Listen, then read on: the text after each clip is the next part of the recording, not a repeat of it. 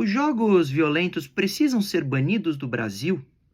Nesse último domingo, eu dei uma entrevista para o Domingo Espetacular da Record sobre uma tragédia que aconteceu em nosso país. Um menino de 14 anos matou os pais e o irmão mais novo depois de uma situação com a namorada, a web namorada, e as investigações apontaram que eles, claro, tinham interações muito violentas e também que jogavam um jogo offline que é bastante violento. A reportagem, em razão da minha entrevista, também focou sobre esses jogos violentos na internet, ou disponíveis para download na internet, e depois de publicada a notícia, a internet começou a debater sobre se ali a matéria estava tentando dizer que é necessário banir ou não os jogos violentos no país. A minha opinião é clara e pública. Eu tenho um artigo do dia 5/4 de 2019, publicado no Estadão, no Jornal Estado de São Paulo, está no site. Projeto de lei que criminaliza os jogos violentos é um retrocesso faraônico. Artigo de minha autoria. Eu sempre fui contra criminalizar ou banir os jogos violentos no Brasil. Acontece é que tem diferença entre jogos violentos, que são jogos que retratam ali a violência para o jogador, mas que ele não vai sair fazendo isso no ambiente físico. É mais ou menos como acontece nos filmes ou no teatro, etc. Ninguém, ou espera-se que ninguém se espelhe naquele conteúdo. Diferente de conteúdos criminosos em formato de jogo, que é aquelas bobagens que, por exemplo, fez uma menina de 8 anos inalar desodorante e cometer o suicídio em razão de um desafio na internet. Tem diferença.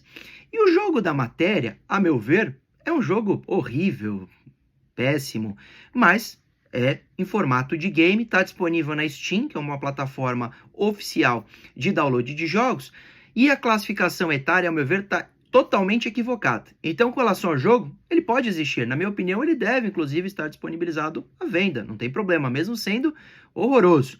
Ele é um tipo de jogo. Acontece que, a meu ver, a classificação etária está totalmente equivocada. Esse jogo deveria ser, no mínimo, para 16 anos mais ou 18 anos, mas a classificação da Steam, com chancela do Ministério da Justiça, está a 14 anos, o que é um erro brutal.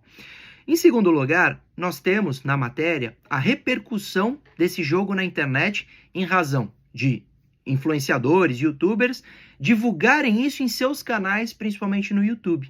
Qual o problema disso, ao meu ver? O problema é que quando esses influenciadores pegam um jogo que é para maior de 14 anos e divulgam sem classificação etária e para qualquer um ver na internet, isso fere os termos de uso. Claro, o jogo é violento, tem conteúdos violentos, conteúdos agressivos, conteúdos danosos. E como você tem que seguir a classificação etária chancelada para o Ministério da Justiça, minimamente esses vídeos deveriam ter alerta de classificação etária 14+.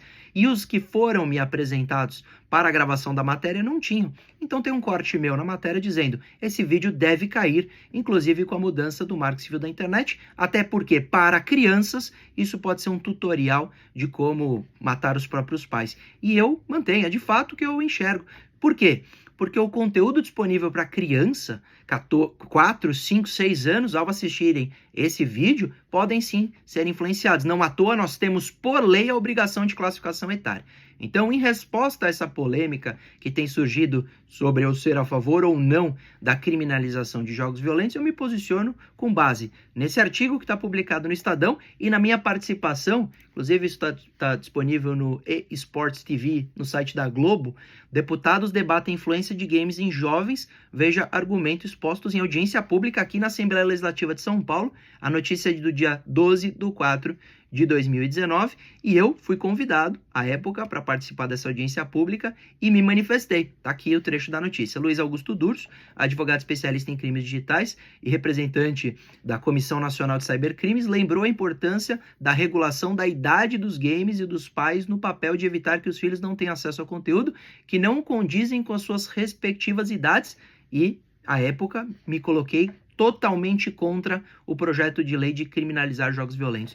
Então, na verdade, pessoal, eu em nenhum momento falei que a culpa é do jogo, em nenhum momento falei que a culpa é do youtuber, falei que esses vídeos que me foram apresentados deveriam cair por violação dos direitos dos termos de uso da plataforma, porque não tem classificação etária, e que o jogo está totalmente equivocado nos 14 anos da classificação etária da Steam. Inclusive, essa classificação etária, ela é chancelada pelo Ministério da Justiça exatamente porque há a interpretação de que se visto ou jogado ou assistido aquele conteúdo por um menor daquela idade, ele pode ser influenciado, ele pode sofrer um mal em razão daquele conteúdo. Por isso existe classificação etária no cinema, por isso existe classificação etária no teatro e nos games, porque pode servir se visto por um menor de idade, se visto por uma criança, como um tutorial de crimes graves. Foi o que ou como eu me manifestei no Domingo Espetacular, me mantendo aberto para o debate e continuando cobrando de classificações